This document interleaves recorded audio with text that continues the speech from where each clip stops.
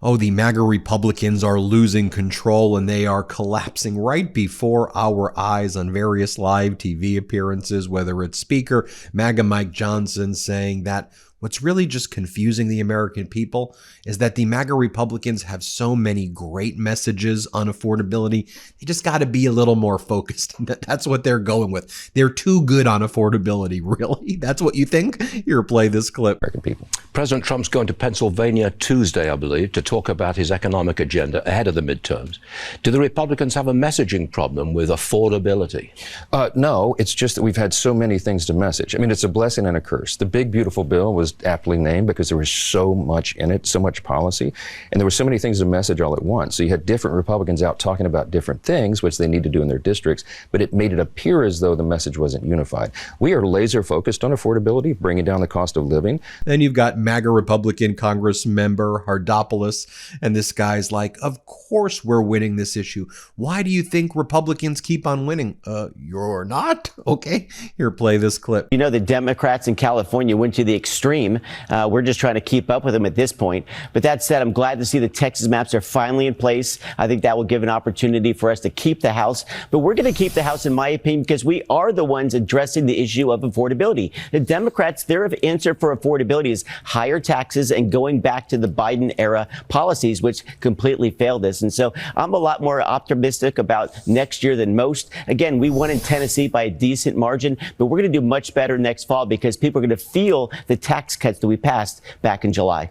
And you've got MAGA Republican Congress member Jason Smith on CNBC, where the MAGA host, Joe Kiernan, he's like, all right, you guys have like a healthcare plan? I'm trying to help you here. Do you have a healthcare plan? And watch what MAGA Republican Congress member Jason Smith says. Play this clip. There's things that we Does Mike Johnson, is he saying that they have a plan? Is the speaker?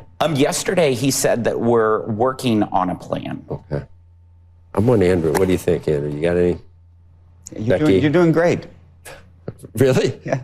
I'm trying to be Down the middle, I see. trying to blame both sides. But it is blamable on both sides. Well, okay. He's not going to really say anything. He's just going to say what he said. Is that what you're saying? You're looking at me saying what he said? Exactly. Okay. We got to go, Mr. Chairman. We hope you come back. Yes, concepts of a plan, folks, concepts of a plan. And then Donald Trump goes in front of the Christmas tree lighting at the White House. He's like, we've done it. Everyone's thriving. Inflation has vanished. Americans are doing great. Stop saying affordability. Play the clip. Into our country. Nobody, not one. Our economy is thriving. Inflation has stopped. Our nation is strong. And America is back bigger and better, stronger, better than ever before. Think of it. And we're making peace all over the world. We're settling wars at levels that nobody's ever seen before. 8 of them. We're looking for one more. That's Russia, Ukraine, if that's possible. And I think we'll get there eventually. Next up, you have Donald Trump's national economic advisor, Kevin Hassett. And Kevin Hassett's asked by Fox, state regime media. They're like, okay, well, like lots of people view the economy as not doing good right now. What do you say about that, Hassett? Here, watch this. Let's take a look at a couple more polls. This one shows on a scale of excellent, good, only fair, or poor, how would you rate economic conditions today? And if you combine only fair and poor, you get 76%. On that poll. And then we have who is more responsible for current economic conditions, President Trump or President Biden. And we have Trump at 62%. So, I know that we've heard from you, we've heard from Scott Bessent saying that things are going to feel very different in the beginning of the year. And everybody hopes that that's absolutely accurate. And we look forward to that. But, what would you say to people who are answering the survey that way, Kevin? Right. Well, one of the things that we've seen and we've studied over the last couple of weeks is that when there's a government shutdown, then the things that we economists call the soft data, the survey data, tend to really, really tank because everyone's in a terrible mood because Washington can't work and the government shut down and they're worried about how bad it's going to be. But the hard data are what do people actually do with their lives, with their pocketbooks? And so, for example, we just saw the best Black Friday ever. People went out getting ready for the Christmas holiday shopping season, feeling very, very optimistic about the economy. as we go into next year, don't forget that all the people who have no tax on tips, no tax on Social Security, who are going to be able to deduct the interest on their car loan if they buy a car, all those things are kicking in big time as we go into next year. That's why Secretary Bessent and I are both very confident that we're going to be looking at growth in the 4 numbers for the first half of next year. And then Fox keeps pressing him here, and they're like, these are troubling numbers, like jobless claims over 1.1 million in 2025, up 54% since the past year under former President Biden, now up 54%. Do you think that's good? He's like, that's just the Democrat shutdown. Here, play this clip. With that last number that we just heard from Grady Trimble that says that year-to-date job cuts show an increase of 54%. That seems like a troubling number. What's your take on it?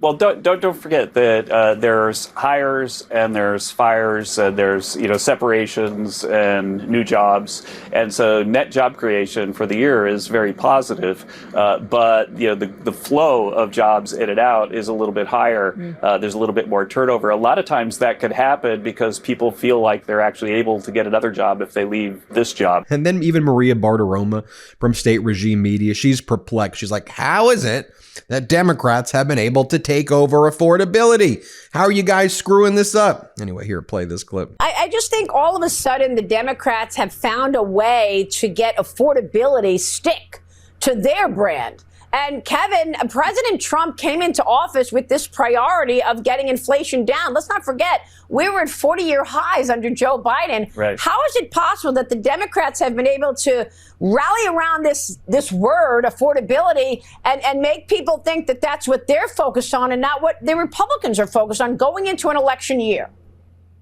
Right. It's just what happens sometimes when, one political party has a lot of the media echoing what they're saying. But the bottom line is, look back at the thing that you just mentioned, the fuel economy standards, that Joe Biden's team was set to say that it had to be 51 miles per gallon on average for cars in America. We went around D.C. and went to car dealers and said, what's the highest gas mileage car you have? And the most efficient car we found was 36 miles per gallon. It was a Honda. So that means that under Joe Biden's America, in just a few years, there's no internal combustion engine car that can be produced in America that meets their standards. And so what they did then, when you didn't meet their standards, is they hit the car companies with billion-dollar fines. And those billion-dollar fines, of course, were passed through as higher prices for cars for Americans and so on. So that there's lots and lots of things that we could do to reduce the problem of affordability. But the affordability problem is 100% created by the Biden administration with their runaway regulation and their runaway inflation. And finally, you have Kevin Hassett saying the following: look, we're making progress, but you just got to give us a little more time. No one ever said that we were going to get this done on day one. Really, that's literally what you all said. You all said you would decrease the prices on day one. That was the promise. Some might call it fraud. Here, play this clip. Under Joe Biden. And so we're making progress, but it's going to take a little bit more time to get the hole that Biden dug to be completely filled. But we're going to do it. We're highly confident we're going to do it. And the numbers that you and I have been talking about this morning highlight why people should be so optimistic that we'll be successful.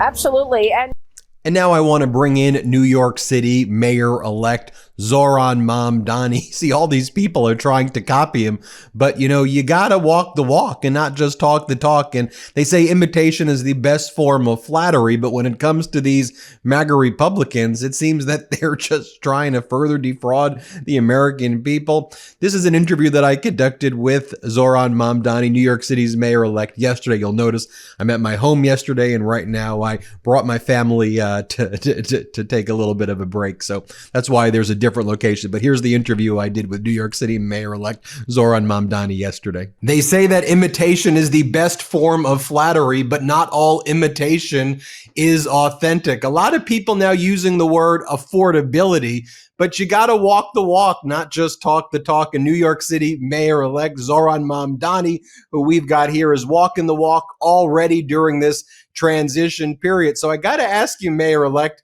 awful lot of people talking about affordability right now that we're not talking about it when you started in the primaries, huh?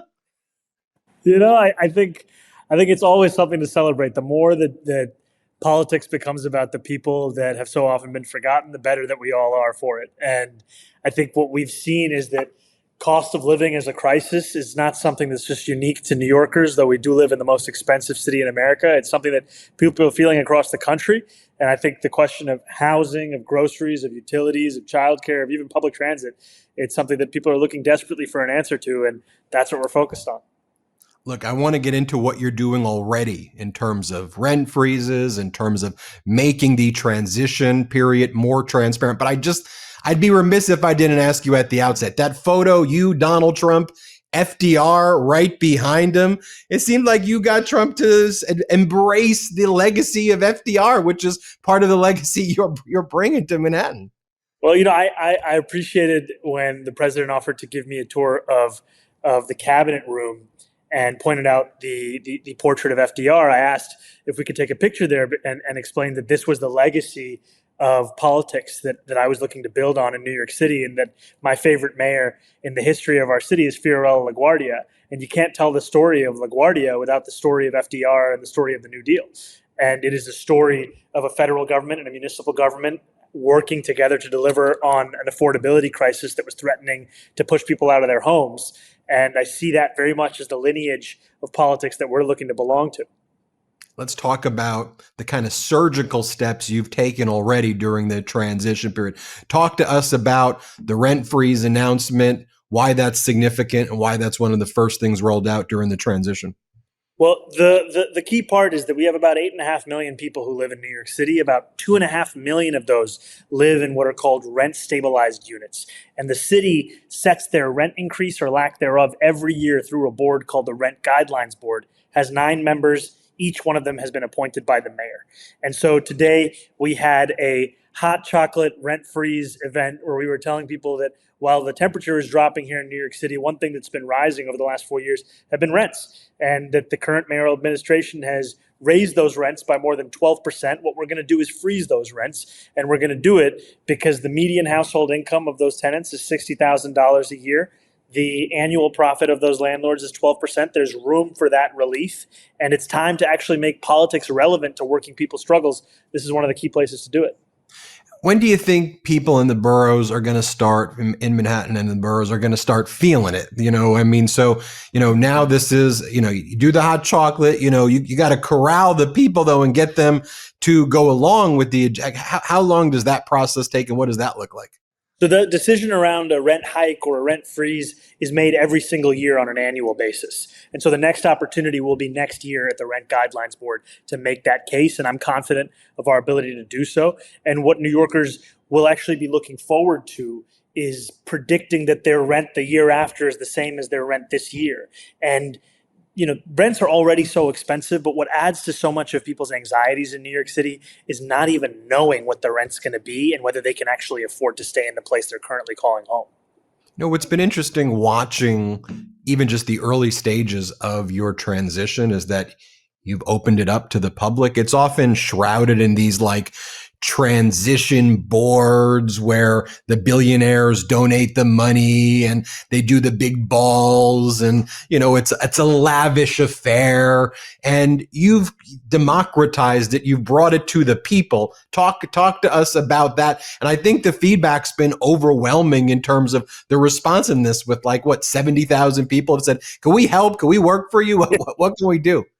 Thank you so much, man. I mean, it's all part, as you're saying, of an effort to demystify government. I mean, there's so many New Yorkers who did not even know that there was a transition period that was not publicly funded, because understandably, many had expected that there would be public funds for the work of preparing for a public-facing administration.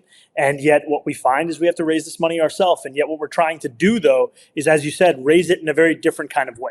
We are looking to make it just as much of a mass movement as we made our campaigns, whether the primary or the general. And I'm proud to say we've raised more than $2.5 million from more than 29,000 donors with an average donation of less than $100.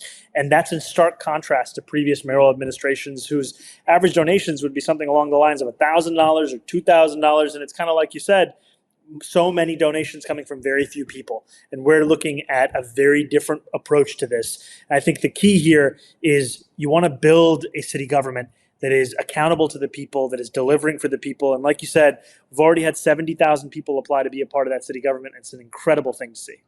And talk generally about this new model of government. When the transition ends, what should people expect kind of right away that's going to make this look different than any of the mayors who have come before you, or build upon some of the things that you liked? I remember your great debate answer where you said, look, I can surgically take the best of different mayorships, but not take the worst, right? We can do that as well. Yeah, and I think it's, showing a little humility that there are those who came before you who have had ideas that you agree with, but it's about building on those and then delivering the ones that New Yorkers have often been denied. And when the transition ends, the opportunity to deliver begins, where our administration will start to take office on January 1st. And the focus is going to be, how can we move as quickly as possible to start to fulfill this affordability agenda? And one thing that I've found is people often look at Washington and the speed with it, which it sometimes is taking action on an agenda that many of us have deep criticism and concern about. And sometimes we confuse that speed as if it is only possible with that kind of an agenda. But in fact, you can have that kind of a speed with an agenda that is looking to fight for working people as well. And that's what we're going to try and show. What can people do who are watching this, who want to be helpful right now? How do these 70,000 people get involved? Or how do these 29,000 people get involved? What can people do who want to embrace this vision and actually get involved and do stuff? Well, I think the key thing is to come to transition2025.com. It's where you can both submit an application if you're looking to be considered for a job in city government, and also where you can donate whatever it is that's possible for you, whether $5, $10, $50, whatever you have in your pocket that you're able to give. It is money that hires staff that are able to vet these appointments, to make these hiring decisions. It pays for the office space. It pays for the basics such that we can put this next month to use, where we are actually interrogating our policy proposals, creating implementation plans, and ensuring, like you said, we hit the ground running on day one. Anything else you think that's not getting enough attention, either part of the transition or that you're thinking about, that you want people to be more focused on now, especially as we're heading into a new year?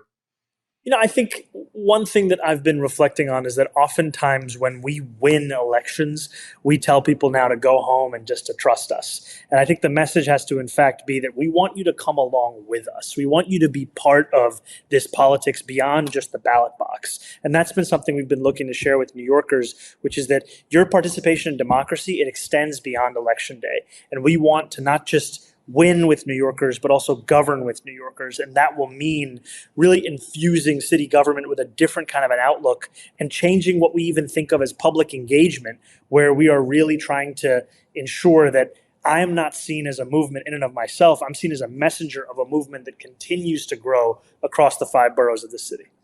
Well, we appreciate you joining us. It was incredible being with you from the outset in the primaries, seeing you there, seeing you right before the election, and now as the New York City Mayor-elect Zohran Mamdani. Great to be with you again. Thank you so much, my friend. Real pleasure. Everybody hit subscribe and let's get to 6 million subscribers. Want to stay plugged in? Become a subscriber to our Substack at MeidasPlus.com. You'll get daily recaps from Ron Filipkowski, ad-free episodes of our podcast, and more exclusive content only available at MeidasPlus.com.